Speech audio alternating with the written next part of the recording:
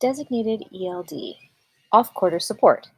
In this video, I'll talk about logging the support that you provide your off-quarter students, ways that you might support your students, as well as the timesheet process so you know how you can get paid.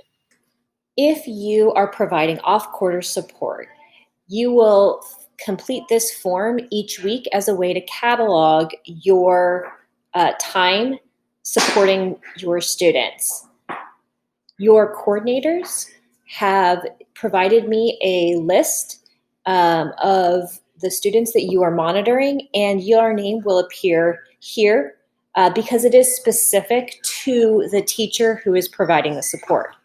You'll notice that I will put everything in alphabetical order, and I will only have those that are providing the current quarter at the top. So as you can see, we have 2 people here who are quarter 2. Once you are monitoring each week, you are going to fill out this log as a way to, as I said before, catalog the support that you've provided. And it will be specific to you. So at the top, you should see your name and your weekly log. Here, you're going to choose the week. We'll say this week, and how many hours you spent this week working with your students. I'll say 3. After selecting your hours spent monitoring for the week, you will summarize your student contact for the week. Notice these are checkboxes, and you'll check all that apply. You can see here I have a list of all of my students who I am monitoring. And my first 2 options are the way in which I contacted the student. Did I have direct student contact or direct parent contact?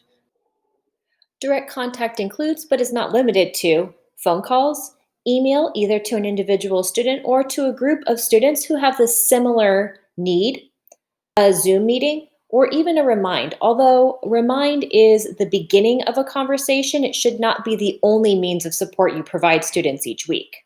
And then we need to get a little bit more detailed. What were we discussing? If I specifically talked about engagement with Michelle, perhaps she isn't getting a complete attendance for the week. Rasha is having some trouble with grades. A lot of this I can find myself in Infinite Campus, and so that becomes my starting point for these 2 pieces. The next 3 are, what actions did you take? Did you provide content area language support? Some ideas on what language support might look like come to us from Advanced Sedai. You might model an assignment for a student or bridge a student's prior knowledge to what they're learning about in this new content. You could help them contextualize in a different way, or even give them the big picture of an assignment so that they can move forward. Also, if a student is having trouble not with language, but with understanding and engaging in a content area, have you been a resource for that student to connect with their own content area teacher? And then lastly, delivered a positive message. Don't forget that delivering a positive message is support, and we should be encouraging our students as well. The next step, once you've completed how you have supported your off-quarter students that week, is a general reflection. Please answer both of these questions. This is important for us to be able to see and start tailoring support that we can provide here in our office. So the first general reflection for the week is a reflection about the need. What are you finding the greatest need was this week? This is your opportunity to give us some more specific details so we can start looking at what are those needs and how can we support it? And if there's a common need across all sites, what can we do to give you that additional support? The next question is about trend. What trends are you noticing as you engage with your off-quarter students? And so I give you an example here. Are students needing more language support, or do they need more teacher advocacy, meaning connection with that support teacher, or even perhaps technical assistance? And that doesn't have to be necessarily content driven. It could also be in the way that you're contacting students. It could also be in how your students are responding.